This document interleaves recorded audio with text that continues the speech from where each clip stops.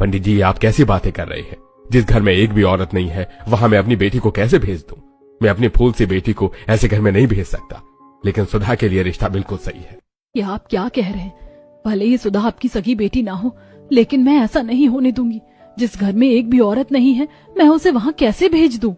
अरे तो वो लोग दहेज भी तो नहीं ले रहे हैं, और अगर तुम्हें इतनी दिक्कत है तो किसी औरत से भरे परिवार में अपनी बेटी की शादी खुद करना। मैं तो एक फूटी कौड़ी नहीं लगाऊंगा। हाँ, मैं कर लूंगी। वैसे भी इसके पिताजी इसके लिए काफी जायदाद छोड़ कर गए हैं। खबरदार जो उस जायदाद में से 1 रुपए लेने की कोशिश करी, वरना मैं तुम्हें तलाक दे दूंगा। फिर भटकना इस उम्र में। चक्कर चला रहा हूँ कि मैं कैसे उस जायदाद को अपने नाम करवाना। ममता का कोई नहीं था, इसलिए वो तलाक के नाम से काफी डर जाती है और चाहकर भी अपनी बेटी सुधा के लिए कुछ नहीं कर पाती। सुधा हर रोज की तरह किचन में काम कर रही होती है कि तभी वहाँ पूनम आती है। अच्छा है, जितना काम करोगी उतना सही है। वैसे भी तुम्हारे होने वाले ससुराल में एक भी औरत नहीं है, तो सारे काम तो तुम ही करने होंगे। पूनम की बात सुनकर सुधा जल्दी से अपनी माँ के पास आती है, जहाँ ममता से उसे सारी बात पता चलती है। सुधा बेटा, मुझे माफ कर दे, मैं तेरे लिए कुछ नहीं कर पाई। माँ, आपने वैसे भी आज तक मेरे लिए किया ही क्या है? आप तो बस मजबूर हो। सुधा काफी ज्यादा परेशान हो जाती है, और वही जब ये बात सुधा पड़ोस में रहने वाली अपनी सहेली ट्विंकल को बताती है। यार, घर में एक भी औरत नहीं है, चारों तरफ सारे मर्द ही मर्द होंगे। पता नहीं उनकी नजर कैसी होगी। तू जरा बचकर रहना, और कुछ हो तो मुझे फौरन कॉल कर देना। अपने सौतेले बाप और भाई की हरकतों को देख देख कर मुझे तो मर्द जात से नफरत हो गई है। और अब मुझे ससुराल ऐसा मिला है कि सिर्फ उसमें मर्द ही मर्द है। सास बिना ससुराल में मैं कैसे रहूंगी? सुधा काफी परेशान होती है। तो वहीं अब कुछ समय में सुधा की शादी की तैयारी शुरू हो जाती है, और आज सुधा के ससुराल से उसका शादी का जोड़ा आता है, जिसे देख पूनम हंसते हुए ये भी कोई शादी का जोड़ा है? कितनी बुरी चॉइस है इनकी। मायके में तो तुझे कभी नए कपड़े मिले नहीं, ससुराल में भी तेरा यही हाल होगा। मुझे तो लगता है ये तेरी मरी हुई सास के जमाने का शादी का जोड़ा है। पूनम की ऐसी बातें सुनकर सुधा का और दिल दुखता है, और अब इसी तरह समय गुजरता है और सुधा और संदीप की धूमधाम से शादी हो जाती है। विदाई के बाद सुधा अपने सास बिना ससुराल पहुंचती है। दहलीज पर सुधा के सभी देवर और ससुर हाथ में पूजा की थाली लिए गृह प्रवेश की तैयारी करके खड़े होते हैं। मुझे बहुत ज्यादा तो नहीं पता, लेकिन मेरे ख्याल से दाएं पैर से चावल से भरे कलश को गिराकर अंदर आते हैं। इन चीजों के बारे में सुधा को अच्छे से पता था, इसलिए वो बिना कुछ बोले ही अब अपना गृह प्रवेश की रस्म को पूरा करती है। वेलकम होम भाभी। पता है, आपके आने की खुशी में हमने खुद अपने हाथों से पूरे घर की डेकोरेशन की है। कैसी लगी आपको डेकोरेशन भाभी? आप आ गई हो ना, तो आप मेरे साथ रोज शाम में वीडियो गेम खेलना। आप ही मेरी पार्टनर हो। नहीं भाभी, आप मेरे साथ शाम में बाइक राइड पर चलना। आपको मैं बाइक पर ही सारे शहर घुमा दूंगा। आपका ये देवर राइडर जो है। अरे सुधा को तो बोलने का मौका दो। देखते हैं सुधा अंकुर के साथ गेम खेलेगी या कार्तिक के साथ बाइक राइड पर जाएगी। बताओ सुधा, क्या करना है तुम्हें? कुछ नहीं ना, मुझे ना गेम पसंद है और ना बाइक पर घूमना। मैं थक गई हूँ। इतना कहकर सुधा कमरे की तरफ चली जाती है, जिसे देखकर उसके दोनों देवर। अरे भाभी को क्या हुआ? हमने कुछ गलत कहा क्या? अरे अभी अभी तुम्हारी भाभी आई है। पता है शादी की थकान कितनी होती है। संदीप बेटा जाओ, तुम भी जाकर आराम कर लो, और कुछ जरूरत हो तो बता देना। संदीप कमरे में आ जाता है, और अब दोनों पति पत्नी अपनी रात गुजारते हैं। अगले दिन सुधा सुबह सुबह जल्दी उठकर तैयार हो जाती है, और अब रसोई में जाकर पहली रसोई की तैयारी करती है। इतने सारे मर्द हैं घर में, एक भी अगर 10 पूरी खाएगा तो मुझे कम से कम 40 से 50 पूरी बनानी पड़ेगी। हे भगवान, कहाँ फंस गई मैं। अगर कम से कम मेरी सास होती तो वो थोड़ी बहुत मदद तो करवाती। सुधा परेशान होते हुए खाना बनाने लगती है कि तभी सुधा के दोनों देवर अंकुर और कार्तिक रसोई में आते हैं। मैंने तो पहले ही कहा था कि भाभी रसोई में ही मिलेंगी। भाभी, आपने तो खाने की तैयारी भी कर दी। मैं जानता हूँ हम लड़के लोग थोड़ा ज्यादा खाते हैं, इसलिए हम आपकी मदद करने के लिए आए हैं। क्या कहा? मदद? इसका मतलब तुम दोनों को खाना बनाना आता है? हाँ भाभी, माँ के जाने के बाद हम ही खाना बनाते थे। माँ के जाने के बाद सब कुछ सीखना पड़ा। पापा नहीं हमें आपकी मदद के लिए भेजा है। वो तो खुद भी आना चाहते थे, लेकिन उन्हें ब्लड प्रेशर की प्रॉब्लम है ना, इसलिए नहीं आ पाए। चलिए हम आपकी मदद करवाते हैं। अंकुर कार्तिक मिलकर सुधा की खाना बनाने में काफी ज्यादा मदद करवाते हैं, जहाँ के लिए सुधा को इतना सारा खाना बनाने में 3-4 घंटे लगते हैं। तो वहीं अपने देवर की मदद से सुधा 1 घंटे में ही सब कुछ तैयार कर लेती है। देखा भाभी, कितनी जल्दी सब कुछ तैयार हो गया। बस पूरियां रह गई हैं, वो भी फूली फूली निकल रही है। पता नहीं भाभी आज कैसे इसकी पूरियां फूली फूली निकल रही, वरना हमेशा कढ़ाई से तो पापड़ ही निकलता था। कार्तिक की बात सुनकर सुधा को भी थोड़ी हंसी आ जाती है, जिसके बाद अब सुधा सभी को खाना परोसती है। खाने के बाद मिथिलेश सुधा को सोने के कंगन देता है। बहू, ये सोने के कंगन तुम्हारी सास के हैं। उसकी बड़ी ख्वाहिश थी कि वो खुद अपने हाथों से इसे अपनी बहू को पहनाए। अब वो तो चल बसी, लेकिन उसकी ख्वाहिश तो हम पूरी हो सकती है ना। यह हमारी तरफ से छोटा सा गिफ्ट है। लेकिन इसकी क्या जरूरत थी? जरूरत कैसे नहीं थी? तुमने इतना सब कुछ बनाया, वो भी इतना टेस्टी। ये सब तो बनता ही है। अपने पति, देवर और ससुर का इतना प्यार देखकर जहां सुधा एक तरफ खुश होती है, तो वहीं अपने सौतेले बाप और भाई की हरकतों को याद करते हुए सुधा अपने देवर और ससुर से घुलने मिलने की बजाय उनसे दूरी बनाकर ही रहती है। इतना बड़ा घर है, लेकिन इन लोगों से गीजर नहीं लगवाया गया। ठंडी शुरू हो चुकी है। ठंडे पानी में बर्तन धोते धोते कैसे थर थर मेरे हाथ कांप रहे हैं। सुधा कांपते हाथों के साथ ठंडे पानी से बर्तन धो रही होती है कि तभी मिथिलेश रसोई में आता है और अपनी बहू को इस तरह ठंडे पानी में बर्तन धोते हुए देख, ये क्या कर रही हो? चलो हटो, बीमार पड़ जाओगी। मैं धो देता हूँ बर्तन। नहीं नहीं पापा जी, बहू के होते हुए ससुर काम करे अच्छा नहीं लगता। मैं धो दूंगी बर्तन। अरे बहू, ये सब पुराने जमाने की बात है और मैं तुम्हें अपनी बहू कम बेटी ज्यादा मानता हूँ। बहू के रूप में ऊपर वाले ने मुझे इतनी प्यारी बेटी दी है। हम लोगों को तो ठंडा पानी में हर चीज करने की आदत है, लेकिन मैं तुम्हारे लिए गीजर लगवा दूंगा कल ही। चलो अब तुम जाकर आराम करो, मैं बर्तन धो देता हूँ।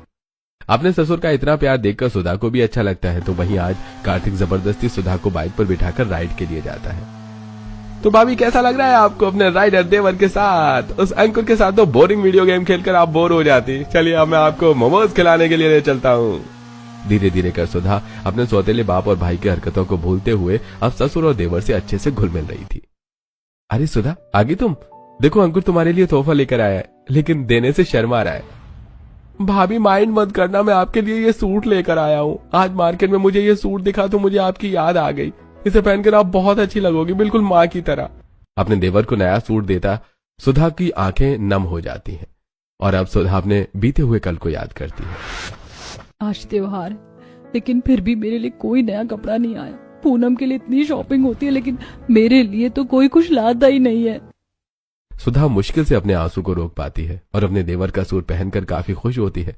गुजरते समय के साथ साथ सुधा अब सबके साथ काफी अच्छे से घुल मिल जाती है और आज उसके ससुराल वालों को सुधा के मायके से उसके भाई की शादी का इनविटेशन आता है, जिससे सुधा को कुछ ज्यादा फर्क नहीं पड़ता और अब वो अपने देवर अंकुर के साथ कुछ सामान लेने के लिए मॉल आती है। भाभी, मुझे अगली शॉप से बुक्स लेनी है, मैं अभी आता हूँ। सुधा मॉल में घर के लिए कुछ सामान देखने लगती है कि तभी सुधा की मुलाकात उसकी सौतेली बहन पूनम से होती है। तुम तो शादी के बाद बिल्कुल वैसी ही हो, सिंपल साड़ी, ना कोई ज्वेलरी। वैसे तुम शादी में तो आओगी ना? पता है, भैया ने खुद मुझे शॉपिंग के लिए पूरे 50,000 रुपए दिए हैं, लेकिन तुम्हारी किस्मत में शॉपिंग कहाँ। तुम्हारी शादी का लहंगा याद करके तो मुझे अभी भी हंसी आती है। वैसे शादी में कुछ ढंग का पहन कर आना, और अगर ना हो तो मुझे बता देना। हमेशा की तरह तुम्हें कोई ना कोई अपनी उत्तरन दे दूंगी। पूनम की बातें सुनकर सुधा को काफी दुख होता है, तो वहीं ये सारी बात अंकुर सुन लेता है और बड़ी मुश्किल से अपने आप को शांत करता है। अगले दिन सुधा सबको नाश्ता दे रही होती है, तभी सुधा, शाम को 5 बजे तैयार है ना? हमें शॉपिंग के लिए जाना है, तुम्हारे भाई की शादी है ना? मेरे पास तो कपड़े हैं, मैं उसमें से ही कुछ पहन लूंगी। बहू, तुम्हारे भाई की शादी है और तुम उसकी बड़ी बहन हो, इसलिए तुम्हें शॉपिंग करनी होगी। सुधा समझ नहीं पाती और अब शाम में संदीप, मिथिलेश और सुधा के दोनों देवर उसे शॉपिंग के लिए एक बड़े से मॉल लेकर आते हैं। संदीप जी, तो काफी महंगा मॉल दिख रहा है। यहाँ पर तो हर चीज काफी महंगी होगी। मैं बाजार से शॉपिंग कर लूंगी, यहाँ रहने दीजिए, खामखा खर्चा हो जाएगा। इतने बड़े परिवार की बहू होकर तुम बाजार से शॉपिंग करोगी? इतनी मुश्किल से तो मैंने इस मॉल को ढूंढा है, तुम्हारी सारी शॉपिंग होगी तो यहीं से होगी। इतना कहकर अब सभी सुधा को लहंगे के सेक्शन में ले जाते हैं, जहाँ काफी सुंदर सुंदर और महंगे महंगे लहंगे होते हैं। मैडम, आप ये लहंगा देखिए, न्यू पीस आया है और आप पर काफी अच्छा भी लगेगा। ये तो काफी सिंपल सा लग रहा है। आप वो डमी वाला लहंगा दिखाइए ना, पिंक कलर का। वो रंग तो भाभी पर काफी खिलेगा। अरे कार्तिक, वो लहंगा 80,000 का है। नहीं नहीं नहीं, वो रहने दीजिए, मैं इसमें से कुछ पसंद कर लूंगी। भाभी, आप भी न चुप रहिए और मैडम आप वो लहंगा दिखाइए। कार्तिक जबरदस्ती करके सुधा के लिए वो 80,000 रुपए का काफी महंगा लहंगा खरीदता है। इससे सुधा अभी शौक नहीं थी कि तभी मिथिलेश, बहू, मुझे लड़कियों के कपड़ों के बारे में इतना पता तो नहीं है, लेकिन तुम्हारे भाई के संगीत के लिए ये ड्रेस काफी अच्छी रहेगी। ये शायद इंडो वेस्टर्न ड्रेस है। अभी कार्तिक के कहने पर मैंने इतना महंगा लहंगा लिया है और अब संगीत के लिए मुझे ये लेने के लिए कह रहे हैं। और ये तो थोड़ी वेस्टर्न स्टाइल में भी है, मैं इसे कैसे पहनूंगी? मैं संगीत में अपनी साड़ी में से कुछ पहन लूंगी।